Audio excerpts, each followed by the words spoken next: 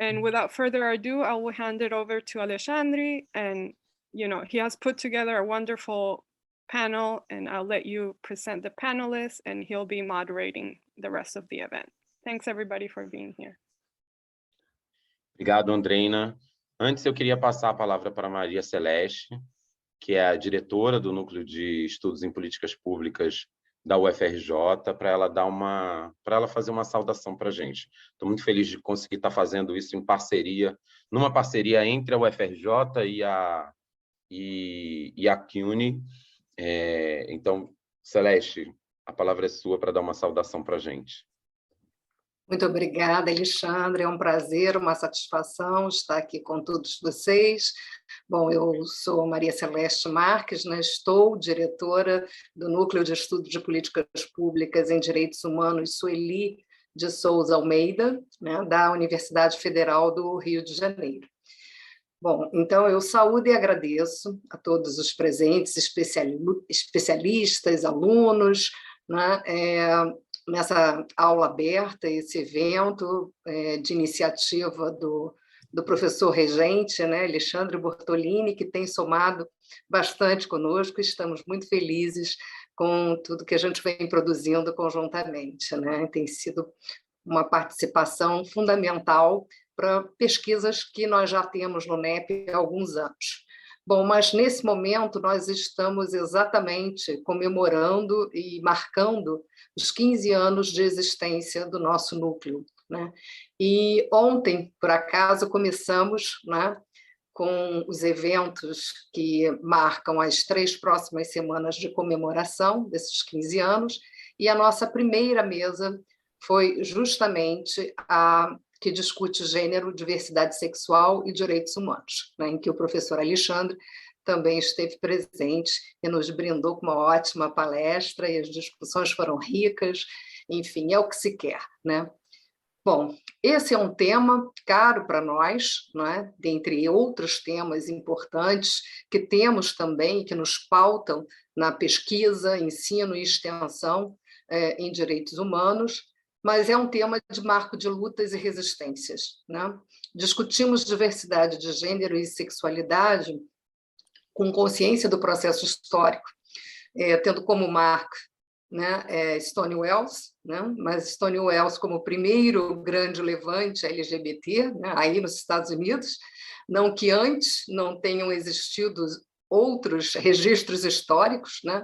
Mas ficou como um mito fundador, né, das lutas contra as fobias impingidas pelos estigmas sociais ligados às identidades.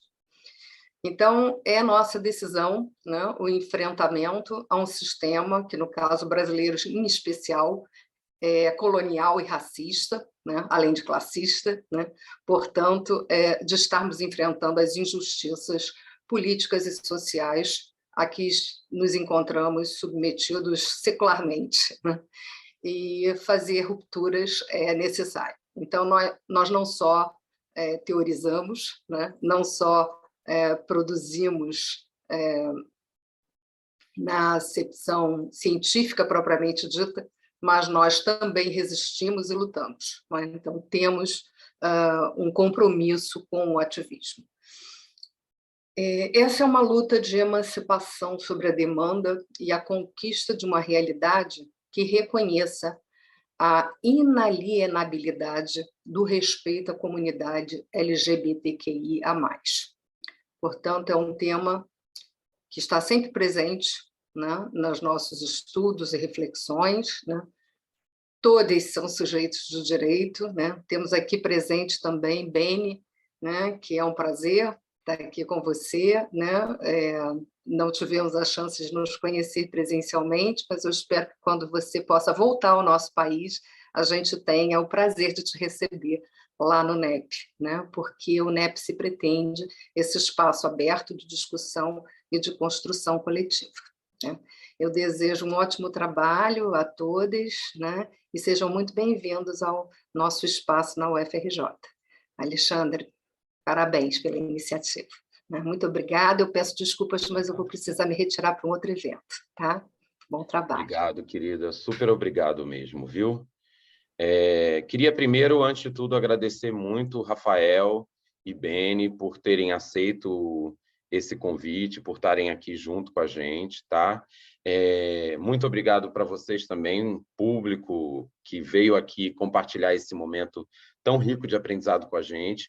Essa é uma aula aberta da disciplina Gênero, Sexualidade e Democracia, né? A nossa turma está lotada nesse semestre, foram muitos pedidos de inscrição, a gente está recebendo algumas alunas ouvintes também, o que mostra como esse é um tema que tem muita demanda, muitas pessoas querendo fazer esse debate. Essa aula aberta é uma forma tanto de criar uma oportunidade de aprendizado para as alunas dessa disciplina, quanto para abrir as portas da universidade para tantas pessoas que estão ávidas por fazer essa discussão, tá? E também é um jeito de cumprir a nossa função como um núcleo de direitos humanos, de não só ensinar, pesquisar, mas junto e através do ensino e da pesquisa, que são aí as nossas ferramentas, né, se engajar no debate político brasileiro e na luta pela democracia no Brasil, tá? Beni, eu queria começar com você. A gente está recebendo aqui, já estão aqui com a gente o professor Rafael de la Derreza, a vereadora Beni Brioli, tá? Eu vou começar com Beni, porque Beni está participando hoje de um evento super importante, né, discutindo exatamente participação política de pessoas trans, e ela é absolutamente imprescindível nesse debate, né? Beni, super obrigado por você estar com a gente, viu? Obrigado por ter aceito esse convite. E aí eu queria começar conversando contigo. Em 2016, a gente viu a primeira mulher eleita presidenta ser derrubada num golpe aí orquestrado por um parlamento de homens. Você me escuta? Por um parlamento de homens, né? Num processo marcado aí por muita violência política de gênero, né? Em 2018, a gente assistiu, além da prisão do Lula, o assassinato da Marielle Franco. No mesmo ano, já depois da eleição do Bolsonaro, Jean Willis, já reeleito deputado, teve que deixar o país. E esse ano, em 2021, você teve que deixar o país por um período aí também, sob ameaças de morte, né? Esses são só alguns de vários casos de violência política sobre mulheres, sobre pessoas LGBT. Em que medida esses casos são como que uma mensagem mesmo do sistema político de que nós, LGBT, não pertencemos a esse espaço da política? De que maneira essa mensagem é repetida? Aí queria perguntar para ti, no seu cotidiano, mulher, negra, trans da periferia, ocupando um lugar numa Câmara de Vereadores, né? Historicamente dominada aí por essa masculinidade, não só por homens, não só ocupada por homens, mas por uma gramática política masculina, né, patriarcal. Como é que é para você? De que maneira você cotidianamente recebe essa mensagem? E como é que você lida com isso? Política é coisa de homem, branco, cisgênero, heterossexual? Queria te ouvir um pouco sobre isso, Beni. Primeiro de tudo, queria agradecer o convite de poder estar fazendo essa troca de tamanha importância junto de vocês, né? Ainda mais quando a gente fala do Brasil, que é um lugar ainda com feridas e cicatrizes gigantes do que significa o nosso corpo, a nossa vivência e aquilo que experimentamos no dia a dia em terras onde o sistema, onde os moldes de se definir a política ainda estão desigual, né?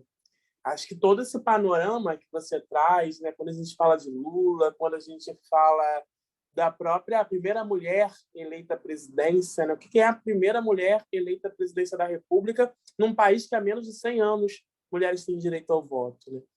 O que é Jean, Marielle, eu, como está a situação de Erika Hilton e de outras mulheres e pessoas LGBTIA+, na política brasileira aonde o Estado democrático de direito, como que se constrói essa democracia, né? Num modelo sistêmico, aonde gênero, raça e classe existe um distanciamento grande, enorme, desigual a se pensar a política, a se pensar o sistema como um todo, e principalmente o sistema que permeia o que é o Parlamento Executivo Judiciário brasileiro. Como que correlaciona isso, né? Aí a gente olha e vê todo esse desmonte, todo esse sangue, toda essa brutalidade, toda essa marginalização que reflete o que é o Brasil escravocrata, né? A gente completou 130 e poucos anos esse mês da abolição da escravatura, né? Que as sequelas são vigentes. 133 anos da abolição da escravatura, menos de 100 anos que mulheres têm direito ao voto, há menos de 5 anos que mulheres transexuais têm o seu nome, a sua identidade reconhecida pelo judiciário brasileiro, sem que tenha que ser catalogada por algum CID, há menos de 5 anos que a LGBTIA+fobia é considerada crime, a gente sabe todos os problemas e viés que tem a criminalização no Brasil, mas como que o judiciário reconhece isso e como que em tão pouco tempo, né, que corpos como o meu, que corpos que experimentam as questões de gênero, de raça e de classe na sociedade brasileira começam a ter esse reconhecimento, mas que a gente sabe que ainda é muito distante. Ainda é muito distante porque o capitalismo brasileiro, que estrutura, inclusive, né, os sistemas, os pilares que seguram, que sustentam, né, o Brasil na sua política, sendo ela afirmativa ou não, até os dias de hoje, não foi pensado a partir de nós. E por que não foi pensado a partir de nós? O Brasil, né, a história que é contada e também a história que ninguém conta, que se divide, né, em dois vieses na sociedade brasileira, ela resume, ela deixa isso exposta, né? Por que chegar no parlamento e ser ovacionada no Rio de Janeiro por ser a primeira mulher transexual eleita, como se isso fosse uma coisa linda e maravilhosa. A gente está em 2021, a gente está no país que mais assassina e mata pessoas travestis e transexuais no mundo. E o que isso significa? Isso não é um mérito, isso não é uma coisa bonita, isso não é um prestígio ser a primeira mulher transexual num estado como o Rio de Janeiro, num estado onde o capitalismo, onde a política, onde o sistema econômico vende como um dos melhores lugares do mundo. Mas a democracia, a jovem, falha e errônea democracia, pensada pela branquitude, pensada dentro de moldes que se estabelecem por aqueles que são os nossos colonizadores, por aqueles que escravizaram o nosso corpo, por aqueles que até os dias de hoje, dentro do modelo sistêmico, condicionam mulheres como eu, como apontam dados da ANTRA, né, alinhado com outros institutos de pesquisa, que mulheres como eu ainda são 90% na prostituição. E desses 90%, 73% são negras. Que país é esse? Que democracia é essa? Para quem é a jovem democracia brasileira? Ela não é para nós. Ela não é para o meu corpo. Por que uma mulher, né, a primeira mulher transexual eleita no Rio de Janeiro, ela tem que sair do país, ela é ameaçada, não consigo mais andar, ter o direito de ir e vir? Cadê isso? Cadê a democracia? Por que o meu corpo ainda é uma ameaça para o modelo sistêmico que se constitui nos seus moldes e marcos escravocratas, LGBTfóbicos, misógino, patriarcal, genocida, racista? Ele é uma ameaça tão grande à política brasileira. Porque é isso que a gente traz e que a gente fala, né? Todas essas questões de gênero, de raça, de classe, elas não têm acesso à democracia brasileira. A democracia, a jovem democracia brasileira, ela ainda não chegou a pessoas como nós. Como a gente fala, por exemplo, quando a gente fala da lei do casamento civil igualitário, que é uma lei excelente, Saldo, Jean e outros companheiros e companheiras que agiram. Mas quem são as pessoas dentro do capitalismo? Quem são as pessoas que conseguem acessar essa lei? Quem são as pessoas que acessam as leis, que têm acesso, inclusive, a todos devem viver iguais e com direitos, como diz a Constituição brasileira? Quem vive assim? Quem que vive com direito? Quem é que tem direito à saúde, educação, bem viver? Quem é que tem direito ao ser social, ao ir e vir na sociedade brasileira, aonde ainda os nossos corpos de pessoas negras são concentrados e marginalizados dentro das favelas e periferias sem acesso?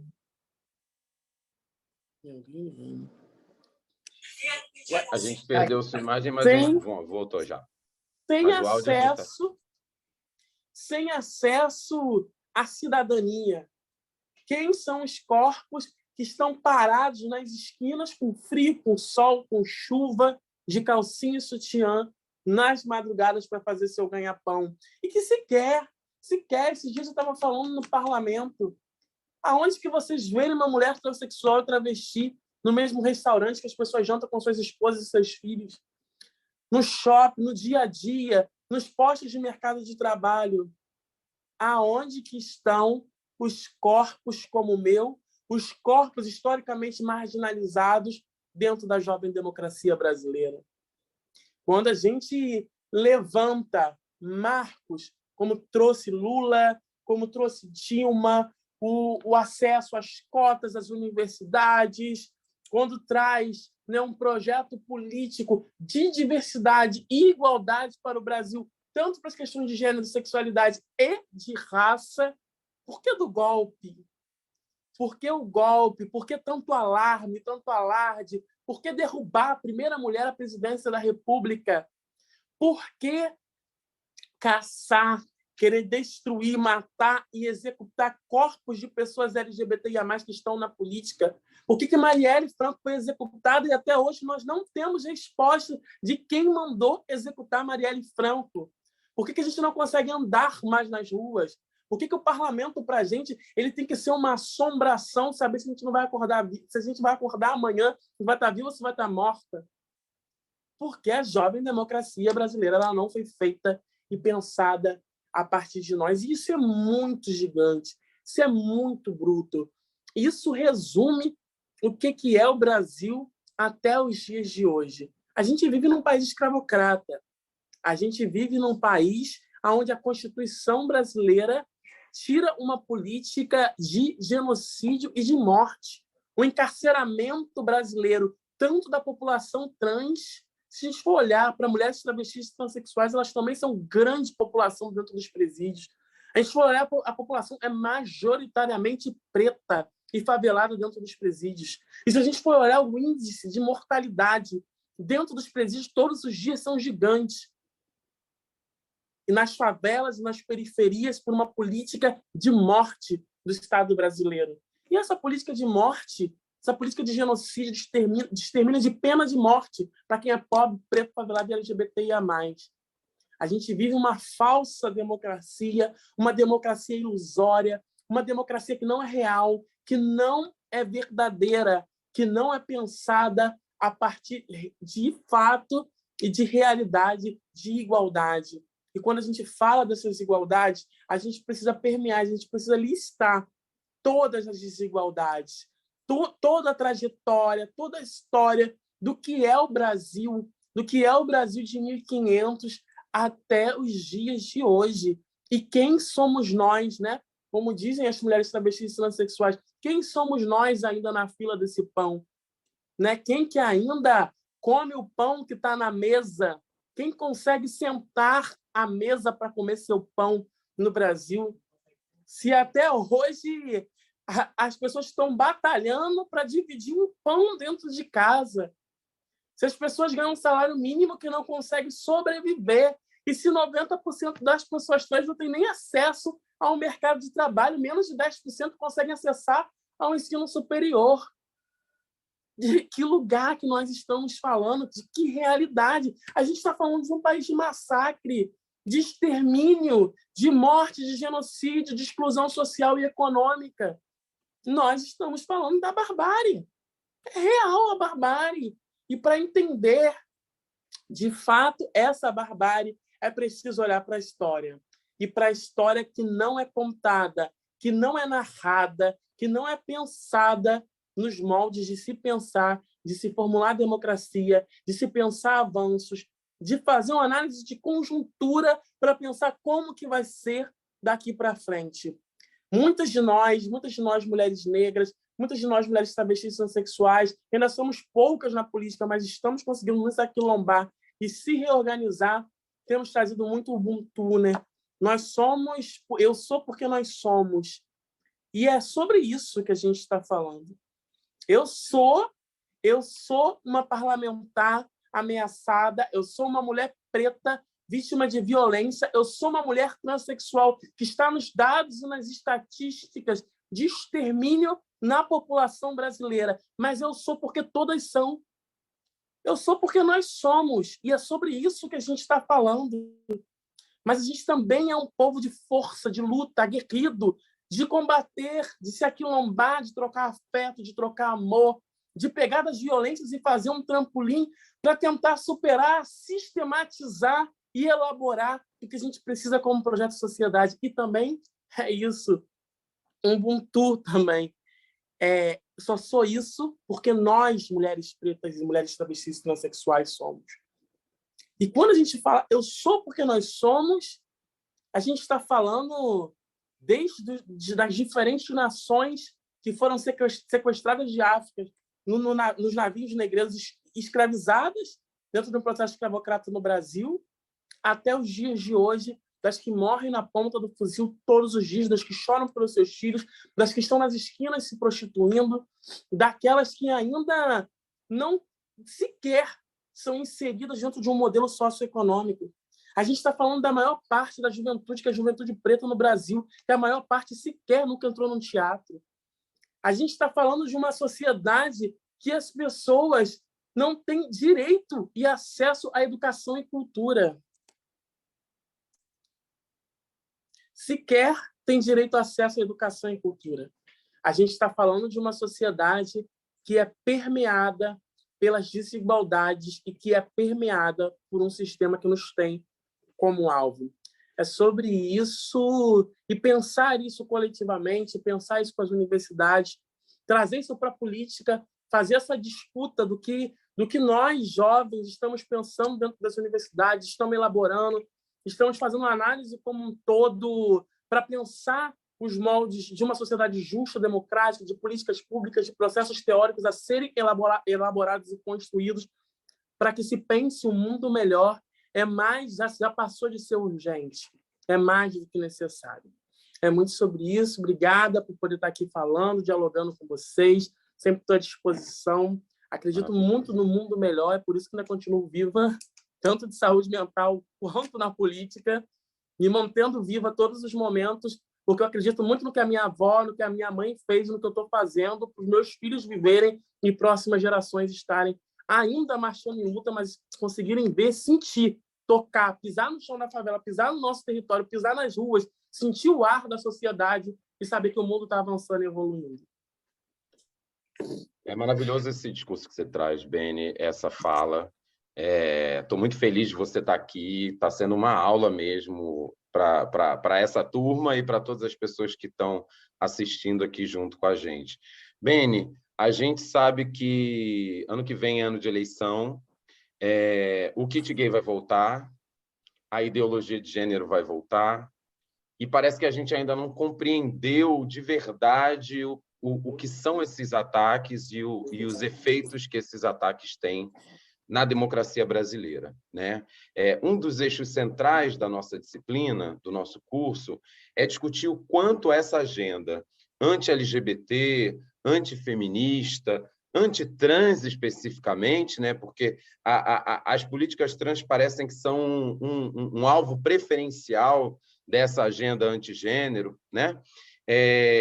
O quanto isso não são só ataques direcionados que atingem exclusivamente pessoas LGBT ou ativistas feministas, mas como esses ataques servem de ponto de apoio para um ataque à esquerda, a um projeto progressista, a própria democracia, né? Muita gente olha para o processo de perseguição que você viveu como se fosse uma questão pessoal, né?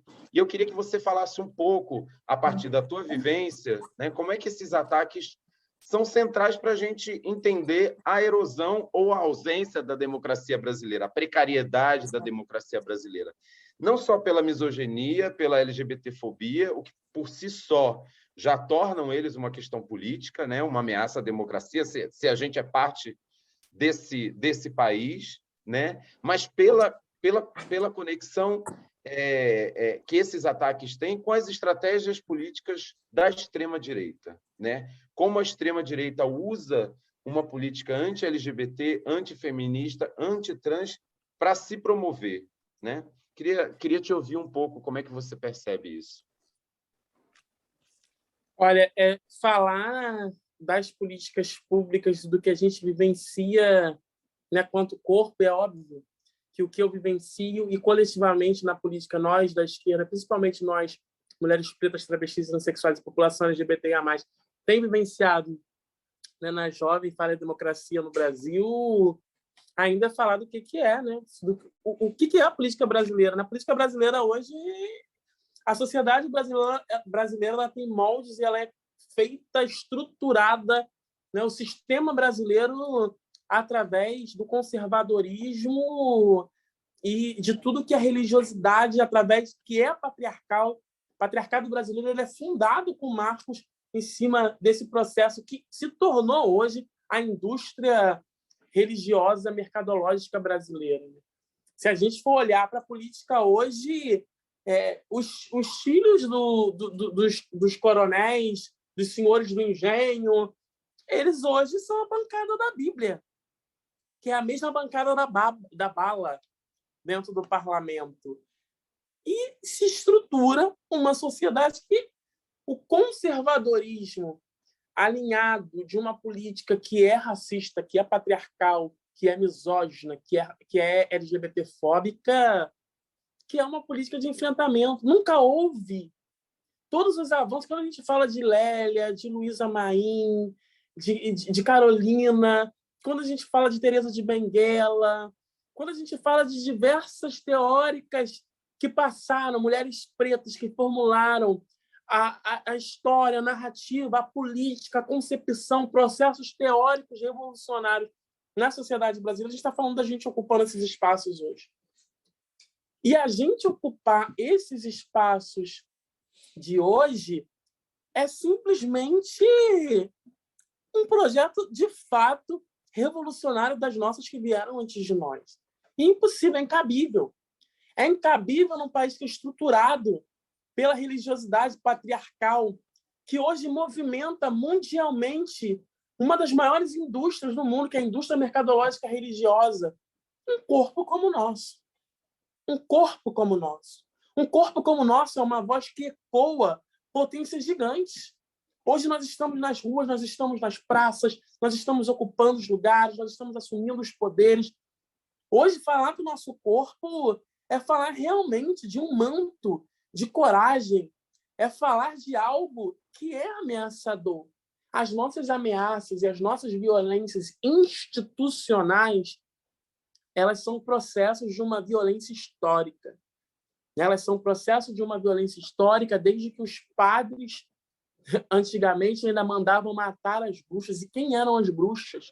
A não ser as mulheres negras vindas de África, que traziam orixá, que traziam no seu ori uma cultura ancestral e revolucionária de enfrentar todo um processo de branquitude do cristianismo.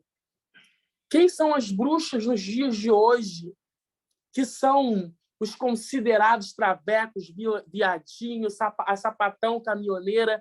Quem são aquelas que ainda usam, que se vestem de branco sexta-feira, que carregam as suas guias no pescoço e que ainda gritam dentro da política pelo fim do patriarcado e do cristianismo, que sim, estrutura o modelo sistêmico de morte e de extermínio.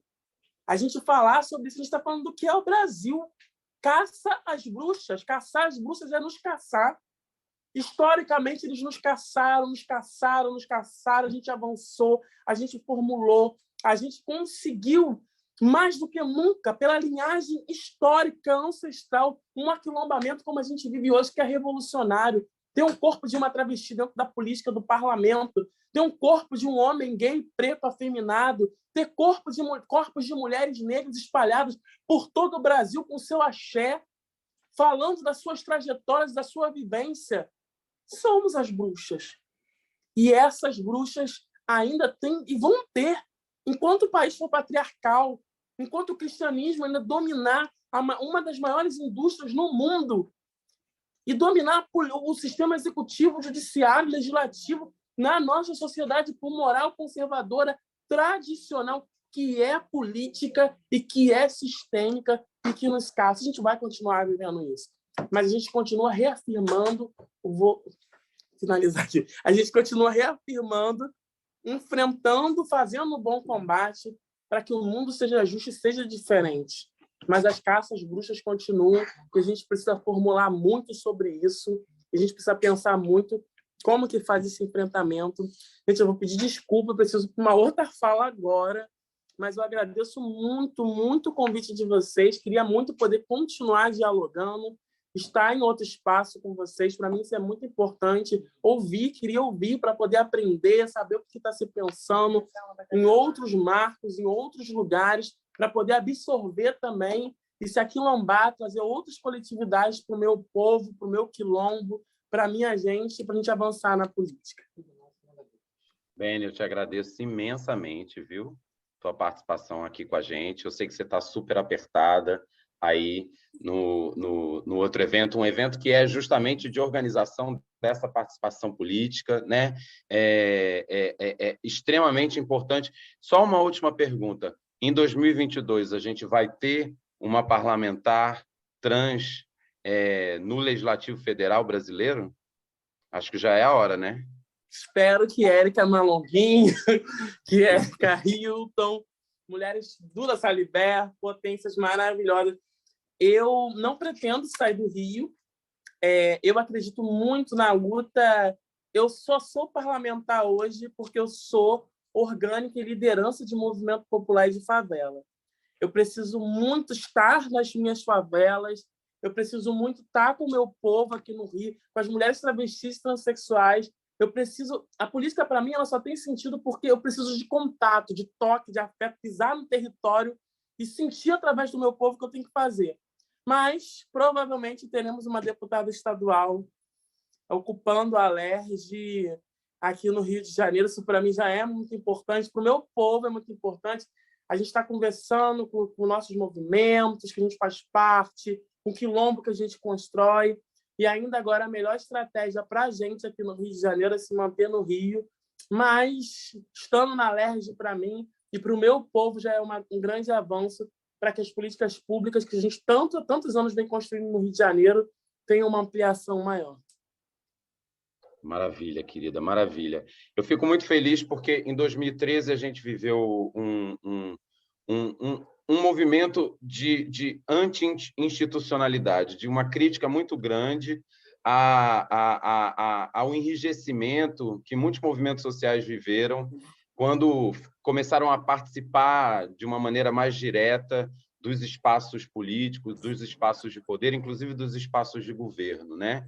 Mas em 2020 a gente viu um movimento inverso, né? A gente viu esses mesmos grupos investindo de novo na institucionalidade, né? E aí eu acho que o grande desafio é como é que a gente aposta nessa institucionalidade, ocupa esses espaços sem perder um espírito revolucionário, sem perder um espírito de luta, de fato, de transformação desse sistema de uma maneira mais intensa, viu? E eu sei que você é uma pessoa fundamental nesse sentido, por isso te agradeço muito por estar aqui com a gente, viu? Obrigada pelo convite. Acho que a gente vence esse desafio entendendo que a institucionalidade é um caminho, que ela nunca foi o início da nossa luta contra o corpo preto LGBTIA+, e que ela não vai ser o fim. Ela é um caminho para fomentar e organizar o nosso povo, a nossa gente, para, de fato, construir um processo revolucionário. Um beijo para vocês, muito obrigada pelo carinho, pelo acolhimento. Eu tenho certeza que um dia vai ser tudo nosso e nada deles. Vamos que vamos. Obrigada. Obrigado a você, querida. Abraço grande. Obrigada. Beijo. Beijo. Bom, gente, vamos continuar aqui nossa conversa, tá? Jean Willis está preso no tráfego entre Madrid e Barcelona. O trem dele atrasou. Se ele conseguir fazer uma conexão até o final do evento, a gente conta com ele aqui, tá bom? Mas vamos seguindo, vamos segurando para ver se rola. Queria conversar agora com o Rafael de la Derreza, com o professor Rafael de la Derreza, que é professor da City University de Nova York. Vou pedir para ele se apresentar um pouco no início, tá? Mas antes de você falar, Rafael, eu só queria dizer, para quem não... A CUNY, a City University of New York, ela não é uma universidade tão conhecida aqui no Brasil, né?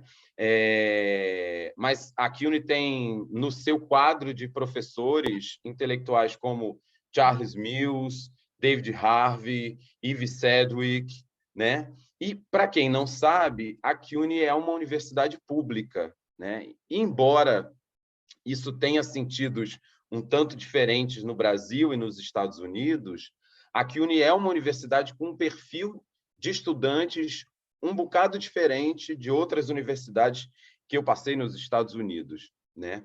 Uma universidade mais negra, mais latina, mais diversa, o que me deixa muito feliz de ser com essa universidade que a gente está construindo essa parceria nesse momento aqui, né? E Rafael é professor da CUNY, né? Está aqui representando a universidade. Então, Rafael, eu queria te dar as boas-vindas, pedir para você se apresentar um pouquinho, né? Falar do histórico de relação que você tem com o Brasil e o que você está pesquisando hoje. Ok, maravilha, Alexandre. Só uma pergunta, vocês estão conseguindo me ouvir? Legal? Ou estou ficando meio congelado? Você estava ficando meio congelado agora, então eu não sabia se era do meu lado ou do seu lado. Bom, primeiro eu queria agradecer muito você o convite para estar aqui. É difícil seguir a Beni Brioli, né? Então,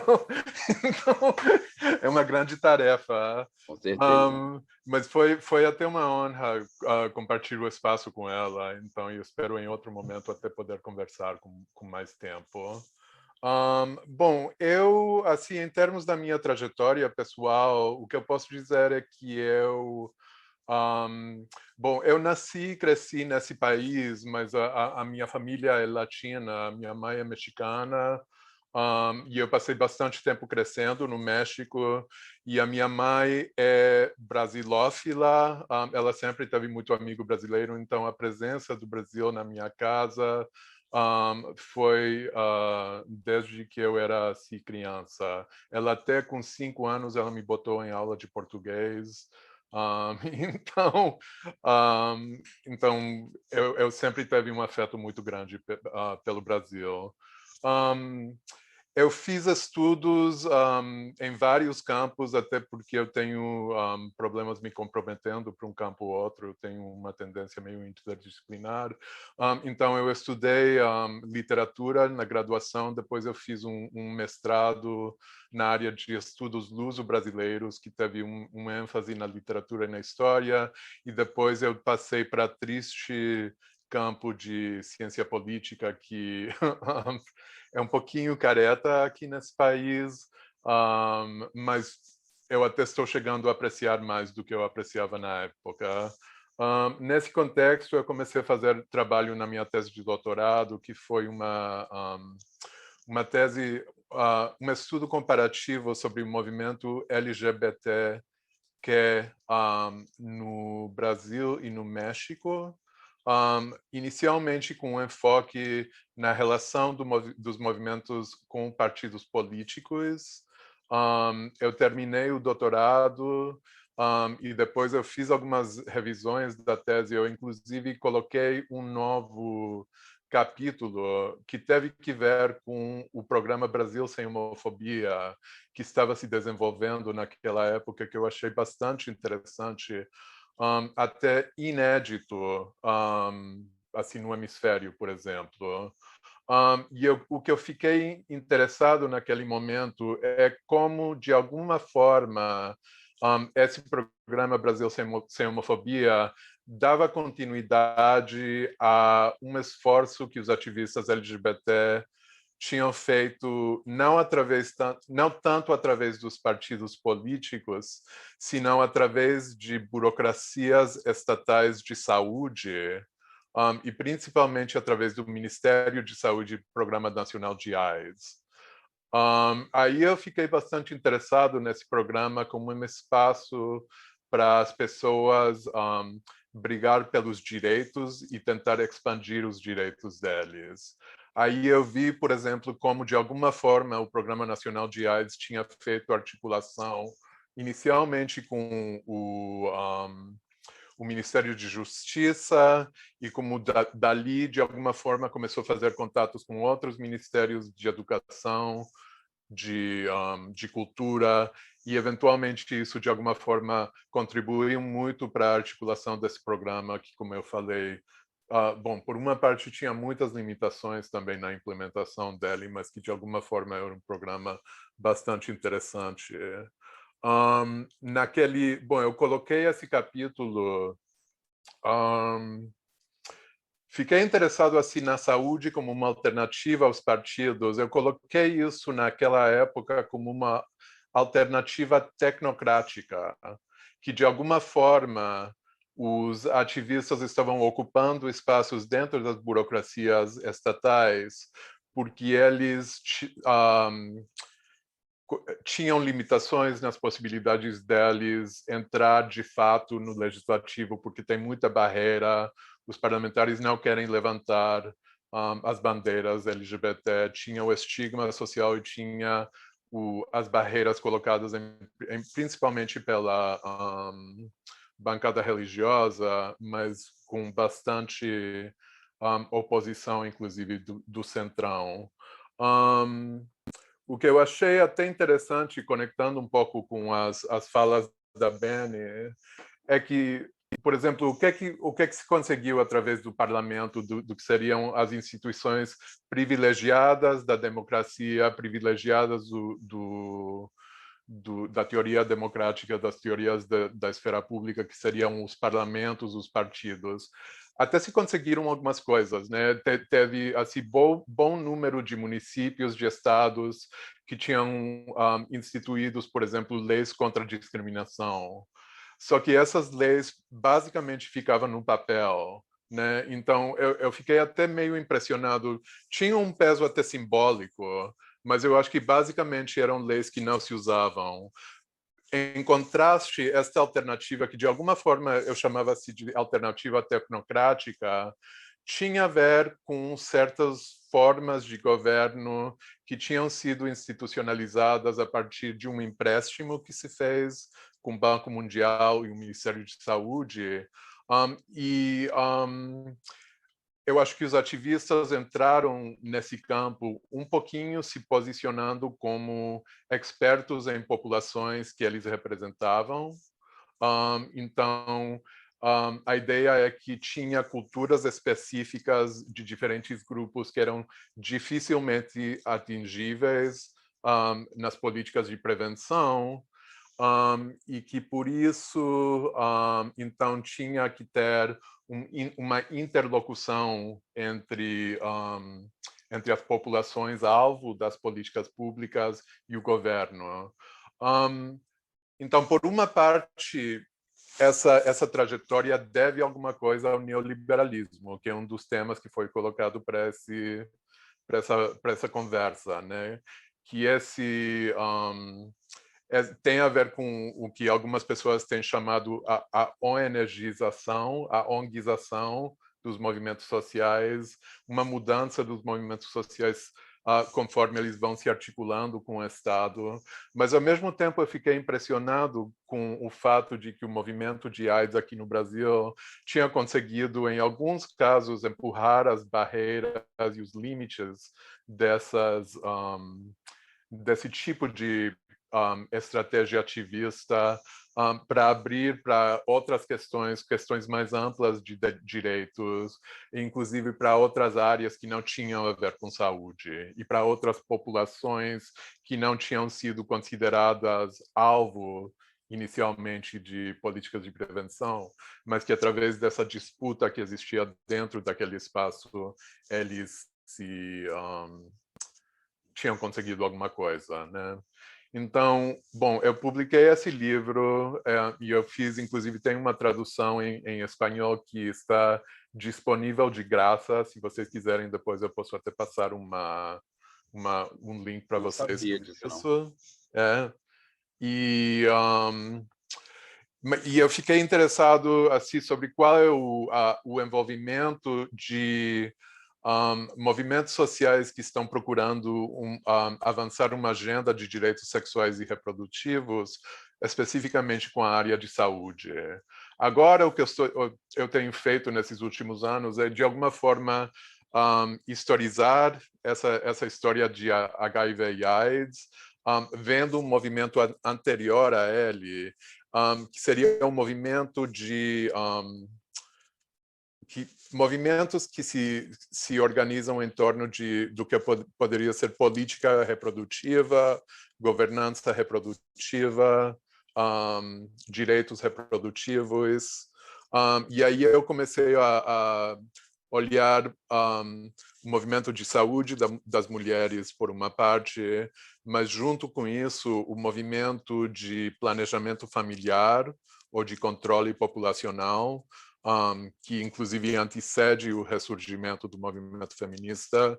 E agora, atualmente, eu estou fazendo uns 2 artigos que têm a ver sobre o movimento que seria pró-vida e, de alguma forma, um pouquinho mais ampla, pró-vida, pró-família, sobre como isso vai se organizando no Brasil, tanto por atores nacionais do Brasil como por atores transnacionais.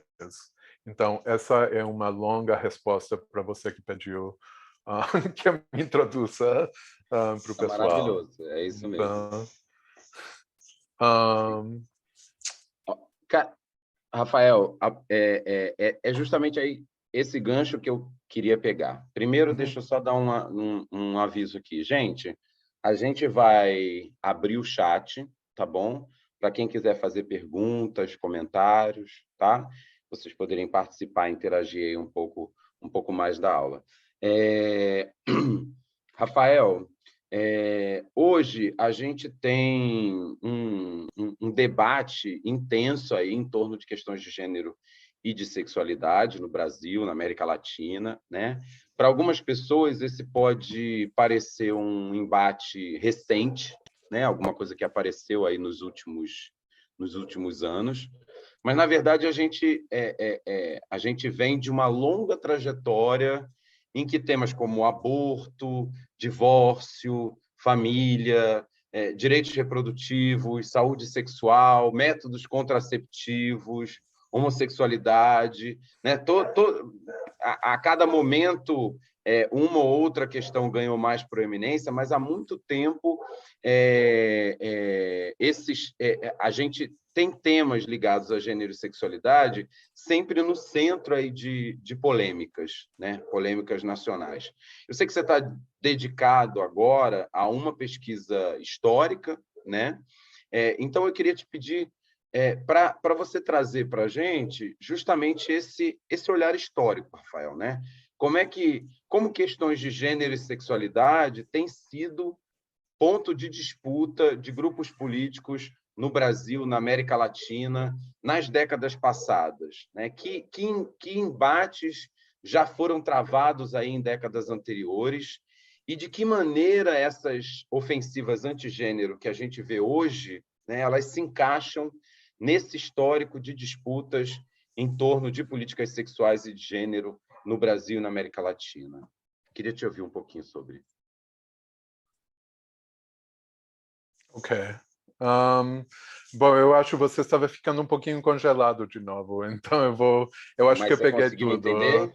Não, eu acho que eu peguei tudo, então eu vou tentar, é uma pergunta enorme, então obviamente eu não vou fazer justiça a essa pergunta que é maravilhosa, mas a gente Resumidamente, poderia estar aqui até o ano que vem, né? Conversando resumidamente sobre isso. é tentar entender como é que esses ataques antigênero que a gente está vivendo hoje e que parecem, para muitas pessoas, especialmente para as mais novas, uma novidade, né? Como é que isso é parte de um histórico já em que questões de gênero e sexualidade têm sido alvo de disputa, de polêmica, de embates políticos no Brasil, na América Latina? Ok. Bom, ok, então eu vou tentar um pouquinho. Provavelmente muitas pessoas já sabem, mas só para colocar um pouquinho o histórico dentro do presente, muitas pessoas já devem saber que nos últimos 10 a 15 anos tem havido em muitos países, particularmente na América Latina e na Europa, o surgimento de movimentos sociais diversos, de diversos atores que estão se mobilizando contra uma tal ideologia de gênero, né? De uma forma que, em certo sentido, lembra os ativistas pró-vida, chamados pró-vida, nas suas referências iniciais a uma tal mentalidade contraceptiva e, posteriormente, a uma chamada cultura da morte. Eu acho que a expressão ideologia de gênero é uma a categoria guarda-chuva, que de alguma forma serve para unificar um gamo bastante amplo de áreas de políticas públicas, entre as quais se destacam a questão da educação sexual, medidas para promover os direitos LGBT e, em particularmente, trans. Eu acho que, como você bem colocou, é um alvo particular. E eu acho que também políticas que procuram promover direitos reprodutivos e a saúde da mulher, e, de novo, aí com destaque às questões do aborto, mas também dentro de um contexto mais amplo, né? Então, só para situar pensando esse momento atual para depois voltar para um olhar histórico, eu levantaria dois aspectos desses movimentos de hoje, um aspecto organizacional e outros aspectos mais discursivos, né? Então, em termos da expressão organizativa deles, e aqui eu estou citando várias pessoas que têm escrito, né? O Rogério Junqueira, a Sônia Correia, Débora Rezende, várias pessoas, né? Então, em termos da expressão organizativa, as pessoas que têm estudado esses movimentos têm particularmente acentuado a dimensão transnacional, geralmente fazendo o histórico da origem desses movimentos para que eles colocam na resposta do Vaticano aos avanços feministas que se fizeram no meio dos anos 90 na Conferência de Cairo de População em Desenvolvimento e na Conferência de Beijing sobre a Mulher. Se bem esses observadores têm insistido na importância de ver as diferenças em distintos contextos nacionais, eles têm, de alguma forma, insistido que para entender esses movimentos, você tem que entender essa dimensão transnacional e, particularmente, a conexão desses movimentos com o que eu acho que seriam dois nodos importantes, que seriam o Vaticano, por uma parte, e a direita cristã dos Estados Unidos. Eu estou pensando nesses movimentos, talvez, agora como redes multi-organizacionais que trazem vários tipos de organizações e juntam elas, e que essas redes, de alguma forma, se atravessam linhas entre o religioso e o secular, atravessam fronteiras nacionais, e eles podem unir, por uma parte, ONGs, organizações eclesiais e igrejas, movimentos populares, partidos políticos, em certos momentos, agências de governo, como o Ministério de Família e Direitos Humanos, que tem no Brasil agora, expertos acadêmicos e profissionais que estão ocupando lugares estratégicos, especialmente advogados e médicos. Essa forma multi-organizacional, eu acho que, em certo sentido, é um espelho para estratégias de longa trajetória de pessoas que estão procurando avançar uma agenda de direitos e saúde sexual e reprodutiva.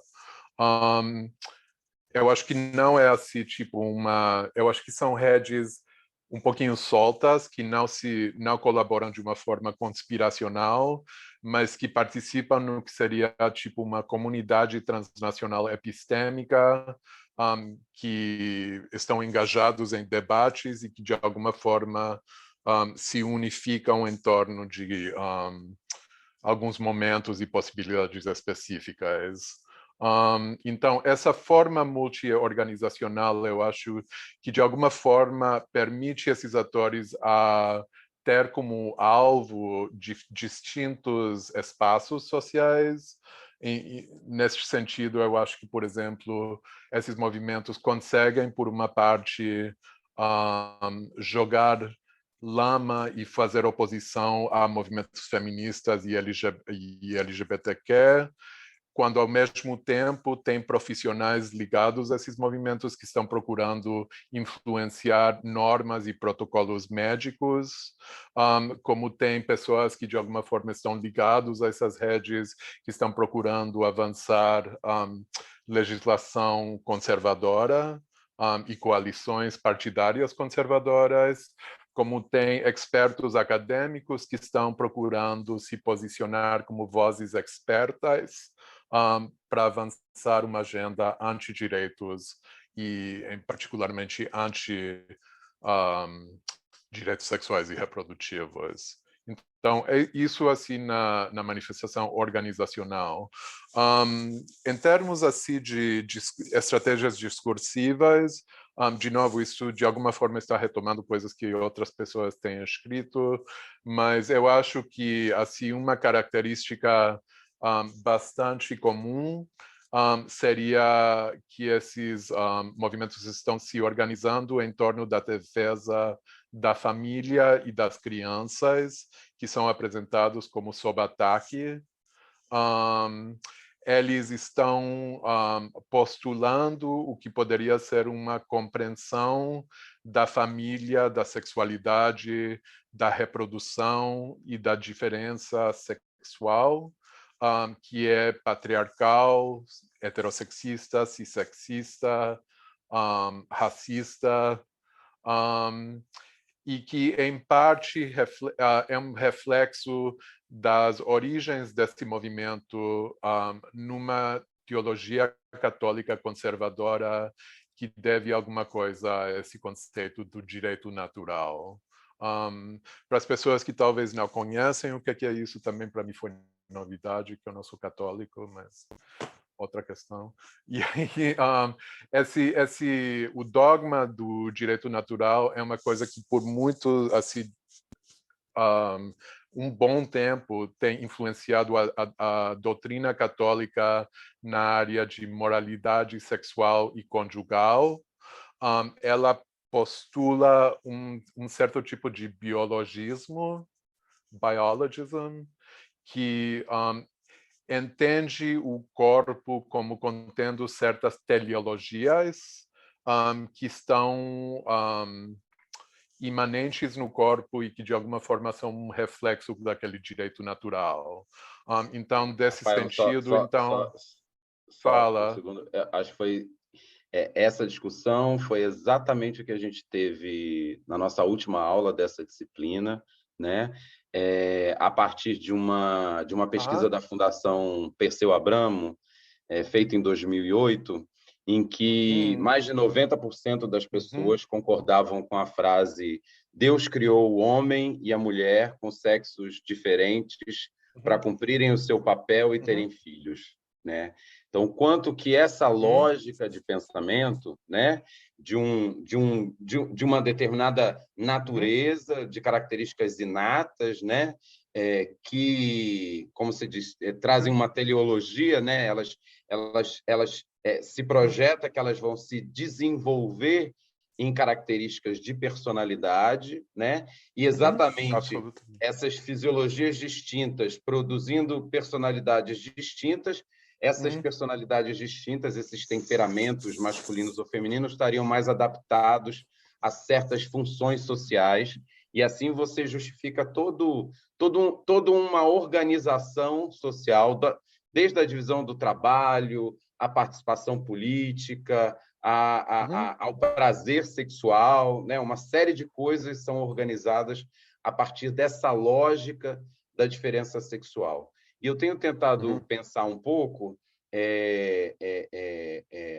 o quanto a gente está vivendo hoje, de fato, né, um embate entre duas epistemologias do corpo, dois modos de conceber e entender o corpo, os sujeitos, as nossas relações, né? Um que está fundado aí na diferença sexual, né, naturalizada, e outro que a gente pode chamar aí a gente pode usar a palavra gênero como um guarda-chuva, né, para esse campo, que entende esse corpo, esses lugares, essas expressões como algo da ordem do político. Se na lógica da diferença sexual essas questões são pré-políticas, né? Porque elas são de fato pré-sociais, né? Elas estão no corpo, elas independem da cultura ou da sociedade, elas são inatas e universais, né? No campo onde a gente está, no campo das políticas de gênero, né? Essas questões elas são produzidas socialmente. A ideia de construção social é a ideia central do nosso campo, né? Do nosso campo político, né? Eu queria te pedir um pouco para falar também como essas concepções, esse embate, né, entre natureza e construção social, ele não é um embate novo, né? Ele está aí já há algum tempo sendo realizado. Pois é, não, eu ia entrar um pouquinho no histórico. Eu vou só 2 pontos aqui só para terminar essa ideia. Depois eu entro um pouquinho mais na questão histórica. Eu concordo completamente com isso que você acabou de falar. Eu acho que no fundo, o que está em xeque de alguma forma é uma batalha epistemológica e ontológica que a gente vive de alguma forma em ontologias paralelas que não se tocam, né? Então, e eu acho que, como você falou, né? Eu falei assim de como que esse movimento está tomando expressões multi-organizacionais. Eu acho que na academia, como você sugeriu, é uma batalha principalmente direcionada a esse paradigma de construcionismo social, como que você falou, né? Você mencionou assim essa ideia de direito natural em termos assim do corpo sexuado e como em princípio teria uma teologia que leva para certos papéis de gênero, em princípio principalmente a maternidade. Eu mencionaria também que uma visão que informa assim, as compreensões católicas da procriação, do que se chama o ato conjugal, como uma coisa que teleologicamente está direcionado à procriação, e que também, recentemente, nos movimentos anti-aborto, tem uma leitura do DNA fetal como uma teleologia de vida que teria que ser defendida, né? Então, que aí já está a pessoa que vai se desenvolver. Então, esse é eu estava assim falando um pouquinho sobre os discursos comuns nesses movimentos atuais. Então, só para terminar isso, eu queria mencionar duas outras coisas. Que tem um movimento, tem um discurso bastante comum anti-imperialista, que eu acho até uma coisa bastante interessante e preocupante, que coloca os ativistas LGBT e as feministas como parte de uma conspiração globalista que de vez em quando se coloca como alinhada ao marxismo e em outros momentos se coloca como alinhada ao neoliberalismo.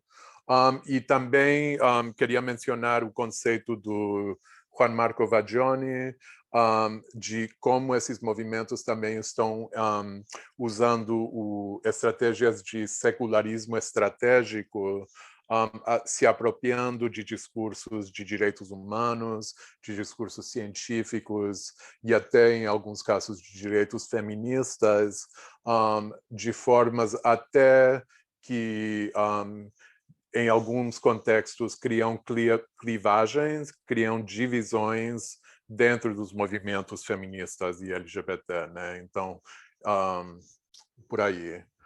Então, só para assim, pensando um pouquinho nesses movimentos contemporâneos que eu mencionei agora, eu queria falar um pouquinho sobre uma história mais longa para situar eles nessas formas organizacionais e discursivas dentro de uma trajetória histórica.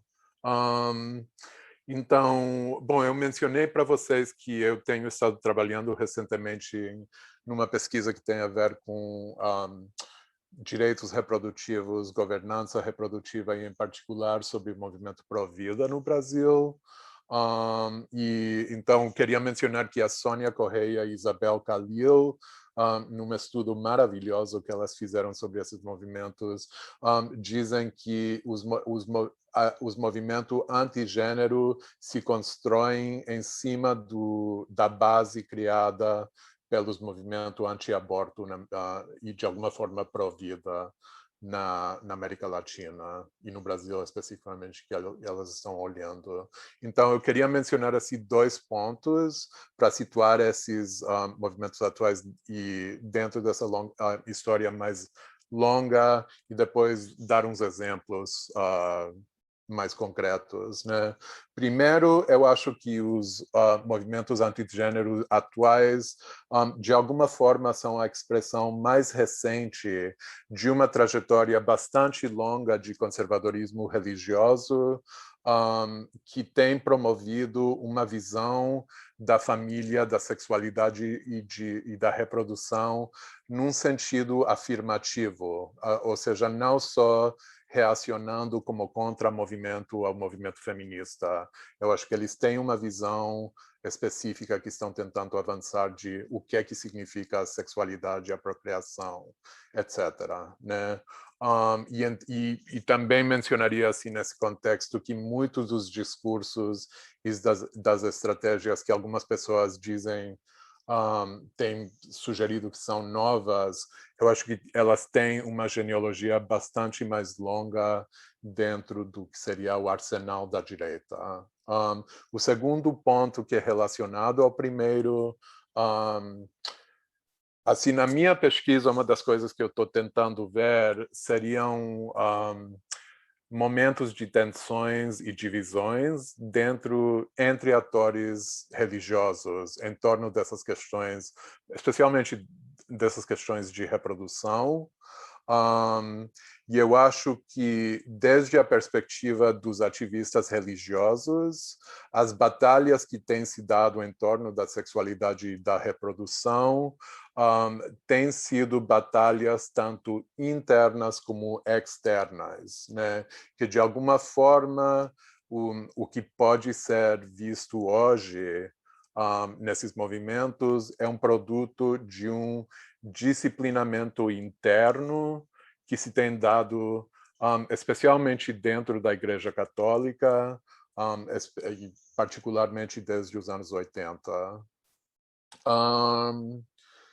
Então, assim, só para dar uns exemplos e falar um pouquinho mais especificamente, eu não sei se vocês têm estudado alguma coisa sobre o movimento de planejamento familiar no Brasil, na América Latina, mas as primeiras clínicas e os primeiros programas de planejamento familiar no Brasil se dão no início dos anos 60, inicialmente como uma iniciativa que mobiliza médicos, obstetrícias, ginecologistas, mas também alguns economistas e alguns cientistas sociais, junto com o apoio bastante importante de atores internacionais. E inicialmente no Brasil, assim, a primeira organização internacional que começa a promover a contracepção chama-se Pathfinder Fund, que de fato depois ela abre Pathfinder Brasil como uma organização à parte. Naquele momento, uma coisa interessante que eu tenho descoberto, porque eu estou lendo assim, alguns relatórios que foram escritos naquela época por aqueles atores que estão abrindo esses programas e essas clínicas.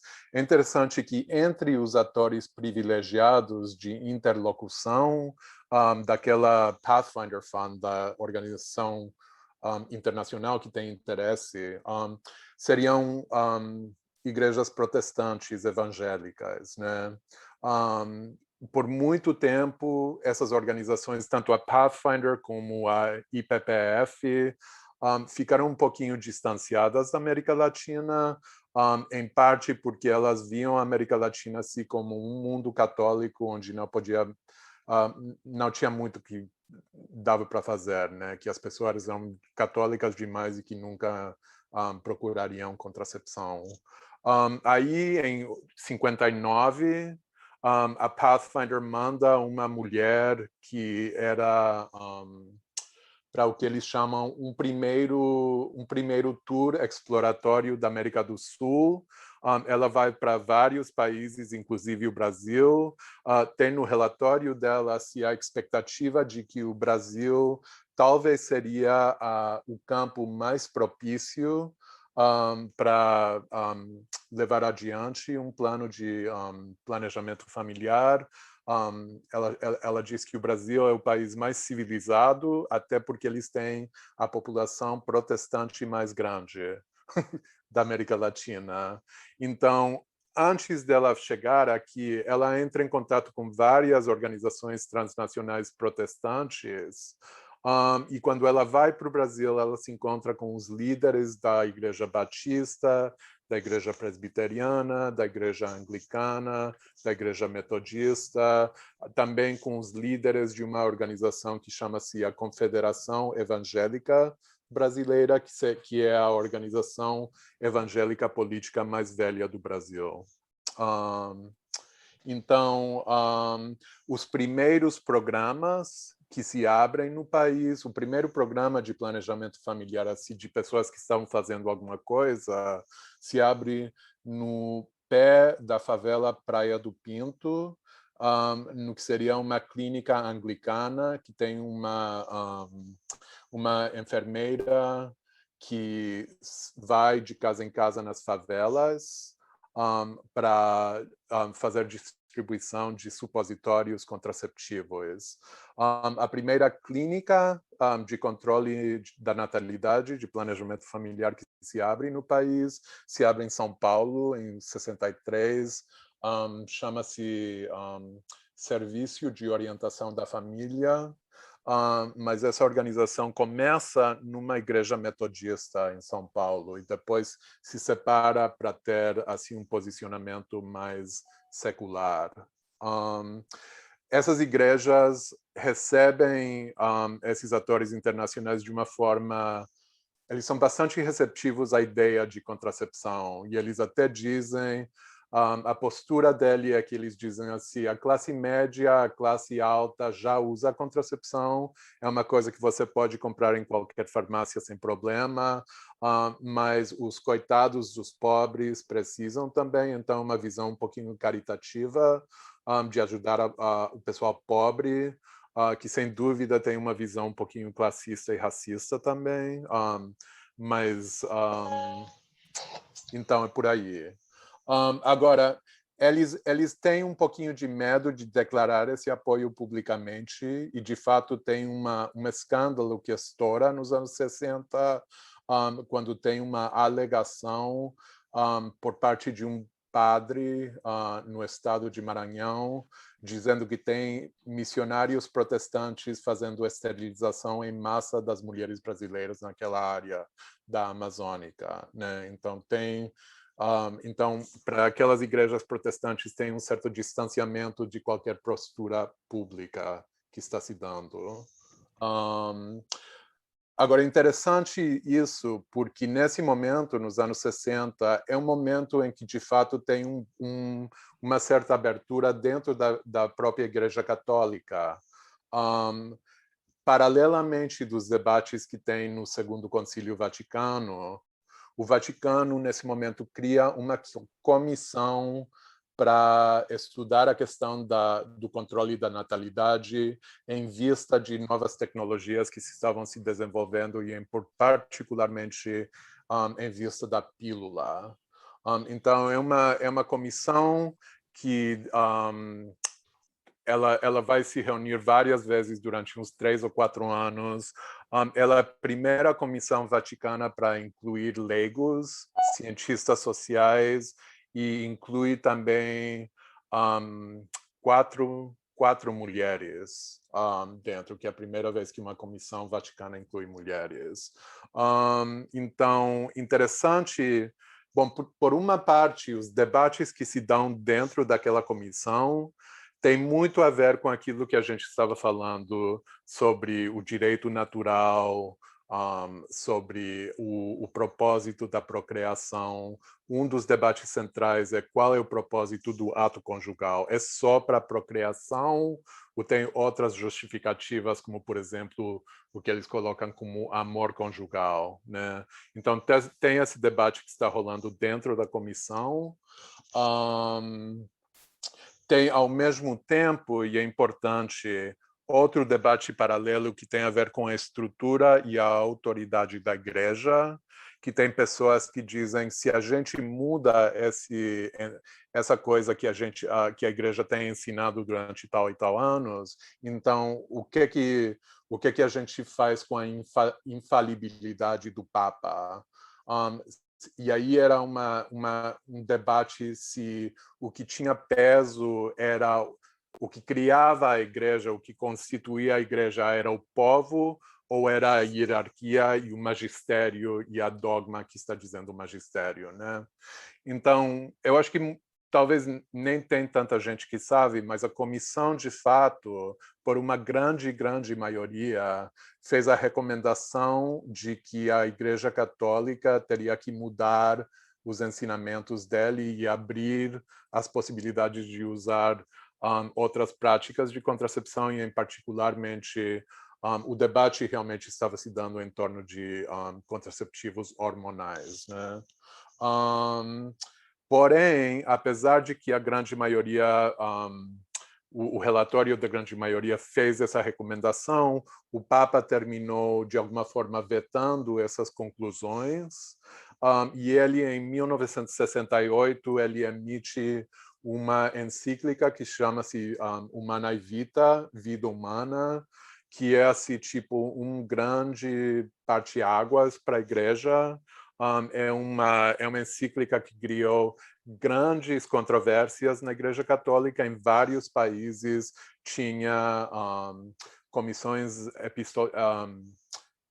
episcopais que fizeram críticas abertamente, tinha vários teólogos que fizeram críticas abertamente a ela, mas que no Brasil, de alguma forma interessante, assim, a hierarquia da igreja inclusive algumas pessoas que estavam se colocando um pouquinho fora da dogma da igreja, de alguma forma fechou a questão, né? Então, tinha pessoas da ala progressista e da ala conservadora que, de alguma forma, disseram que eles iam aceitar o ensinamento de Humanae Vitae.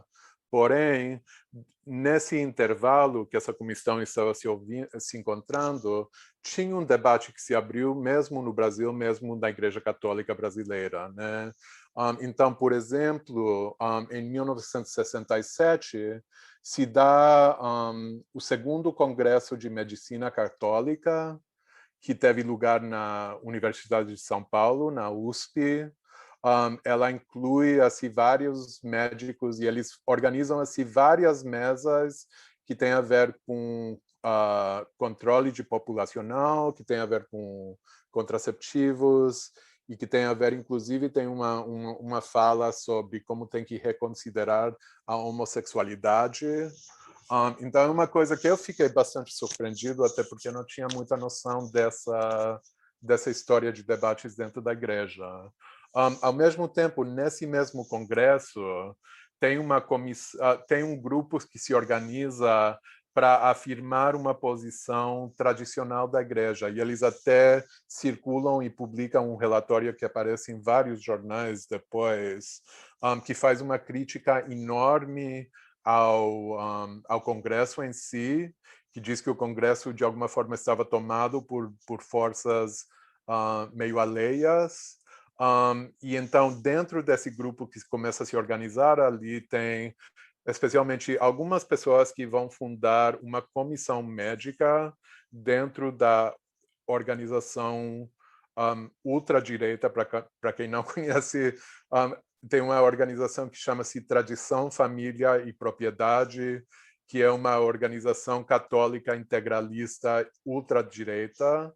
Então, eles eventualmente vão formar uma comissão médica e os líderes daquela comissão estão ali nesse congresso. E também nesse congresso tem várias pessoas que vão virar personagens importantes no que seria o início do movimento pró-vida no Brasil, que surge nos anos 70.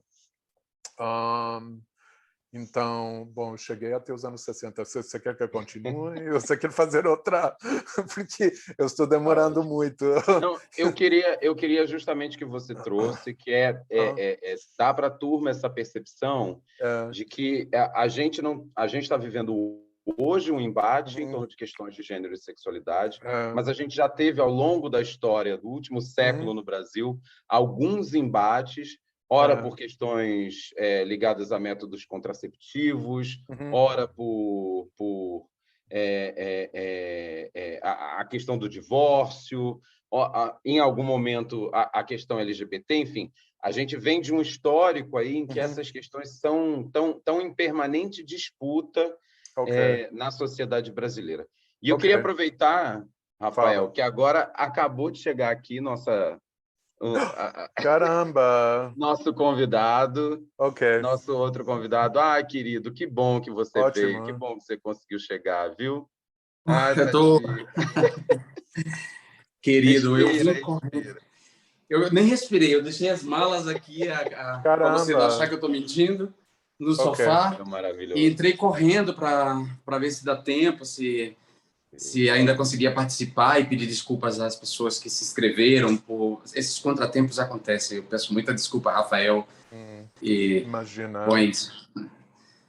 Imagina, querido. Obrigado mesmo, viu? Jean está na Europa agora, então lá são... Que horas estão aí? Já deve ser 11h30 da noite, né? Meia-noite. Meia-noite já, olha só. E está aqui com a gente, topou estar aqui com a gente. Eu que te agradeço, viu? Muitíssimo, muitíssimo, tá? E já vou jogar uma pergunta, posso? Pode, claro. Pode sim. Então, Jean, estava conversando com o Beni estava aqui com a gente no início, né? E falando um pouco sobre esses ataques sistemáticos contra as LGBT, contra as feministas, na verdade, contra todo... tem uma dimensão epistemológica, né, em que se ataca os estudos de gênero, e uma série, um pensamento sociológico aplicado a pensar as relações de gênero. Tem um ataque político, institucional mesmo, em que se atacam figuras que estão dentro do sistema político, né? E muitas vezes, estava vendo uma live sua mais cedo, né? E você dizendo como mesmo a esquerda ainda teve e ainda tem dificuldade de entender como esses ataques eles não são ataques simplesmente pessoais, né? O histórico de ataques que você viveu, né? As tecnologias de difamação, de difamação virtual, de desinformação programada, né? Elas foram sendo testadas ali, esquentadas, né? pela extrema-direita, sob figuras marginalizadas da sociedade, né? Então, você foi um alvo preferencial, não à toa o único parlamentar LGBT naquele momento, no Congresso Nacional, né? E as pessoas, mesmo os cientistas políticos, ainda têm muita dificuldade de perceber esses ataques para além de ataques pessoais, né? Então, eu queria te pedir um pouco para você falar como esse antagonismo às políticas LGBT, às políticas feministas, essa violência política direcionada, como ela está relacionada, como ela não é uma questão só, um problema só das LGBT ou das ativistas feministas, mas como ela se relaciona com o próprio avanço da extrema-direita e como hoje ela é parte nuclear aí do repertório do conservadorismo brasileiro. Bacana, Bortolini, boa noite. Obrigado pelo convite, boa noite, Rafael, todas e todos vocês. Bom, essa pergunta é uma pergunta complexa, mas vou tentar responder. Eu acho que, primeiro, as pessoas que estão aqui, sobretudo as pessoas mais novas, precisam saber que esse ataque a grupos, a determinados grupos, segmentos da população ou grupos com determinadas identidades não é novo, né? Então, assim, se a gente pensar o ciclo do fascismo histórico, dos fascismos na Europa, do fascismo histórico na Itália, do nazismo na Alemanha, franquismo, salazarismo, todo o ciclo de governos autoritários de extrema-direita no período entre guerras, né, e que vai dar na Segunda Guerra Mundial, se a gente analisar aquele período, a gente vai ver que também naquele período houve um ataque sistemático, organizado da extrema-direita a esses grupos, né, aos chamados grupos difamados, que a gente pode chamar de grupos difamados, grupos que historicamente são alvos de difamação, de ataques políticos ou que têm seus direitos cerceados. Então, o antissemitismo, o ódio à esquerda, através do ódio ao comunismo e toda a mistificação em torno do comunismo, e o ódio à comunidade LGBT, que na época não tinha esse nome, mas o ódio aos homossexuais, principalmente, né, aos homossexuais masculinos. Isso aconteceu naquela época e, de alguma maneira, nessa rima histórica, a gente vê isso acontecendo de novo. E, como naquela época, como agora, há dentro da esquerda uma divergência que envolve as questões, como dizer, estruturais, a dimensão estrutural dessas violências, da homofobia, do machismo, misoginia e do racismo. Então, essa dimensão estrutural dessas violências faz com que elas existam também nesse campo que luta por justiça social. Então, a esquerda daquela época, que lutava por justiça social, que falava a partir da posição de classe, né, da identidade de classe, os operários, os obreiros, as operárias, tinham uma dificuldade de compreender já naquele momento outras posições de sujeito. Então, por exemplo, todos os teóricos, os intelectuais da chamada Escola de Frankfurt, que foram exilados da Alemanha, se exilaram nos Estados Unidos, eles traziam essas questões da sexualidade através da psicanálise, por exemplo. E eles inauguraram, naquele momento, os chamados estudos freudo-marxista, digamos assim. que traziam para dentro desse ativismo de esquerda marxista as questões de sexualidade e gênero. E já naquele momento havia uma dificuldade de compreensão da esquerda sobre essa agenda e, de certa maneira, uma acusação dos intelectuais e mesmo dos ativistas que buscavam apontar que a extrema-direita atacava prioritariamente esses segmentos, né? Ou seja, independente de haver judeus ricos e judeus pobres, e ainda que, no primeiro momento, os judeus ricos tenham sido poupados no primeiro momento e, de certa forma, alguns deles até mesmo tendo sido colaboracionistas do regime, quando o regime recrudesceu e decidiu pela solução final, não havia classe, judeu pobre e judeu rico, todos foram para o campo de concentração, né? Quando a gente não pode esquecer que as SA, a polícia, as milícias de Hitler, que não pertenciam às forças armadas, eram milícias urbanas organizadas, as milícias nazistas eram comandadas por um homossexual e tinha muitos homossexuais nas suas hostes. E quando, enfim, o Terceiro Reich se estabeleceu, Hitler fez a chamada purga, né? Ou seja, decidiu matar todos eles, os líderes da SA, inclusive o amigo dele, o grande amigo dele, que ele executou, e aí, nessa hora, a homofobia não poupou mesmo esses colaboracionistas. E aí os homossexuais foram para os campos de concentração e, principalmente, foram as cobaias dos experimentos médicos, inclusive experimentos de cura gay. Ou seja, esse fantasma da cura gay ressuscitado recentemente não é uma coisa nova. Então, as gerações precisam saber disso. E o mesmo com as feministas. Ou seja, as feministas também foram atacadas naquele momento. Nessa rima histórica, a gente volta para esse ponto em que a esquerda tem uma enorme dificuldade, mais uma vez, de compreender que o ataque a essas minorias e o ataque aos indivíduos que representam essas minorias nos espaços de poder são, no fundo, ataques a todo o campo da esquerda. Então, a esquerda teve uma dificuldade, apesar de eu dizer claramente, de eu ter escrito livro, de eu ter feito conferências, a de esquerda teve uma dificuldade de me escutar, de escutar a Márcia Tiburi, por exemplo, escutar a Débora Diniz, escutar nós, que éramos os representantes dessas minorias, de que algo se passava no Brasil, que a extrema-direita estava organizada e que esse ataque não era um ataque a mim, Jean Willis, era um ataque a tudo que eu representava.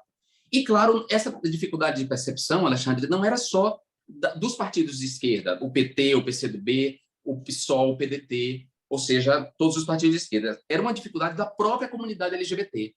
A comunidade LGBT, embora a gente use essa expressão comunidade, né?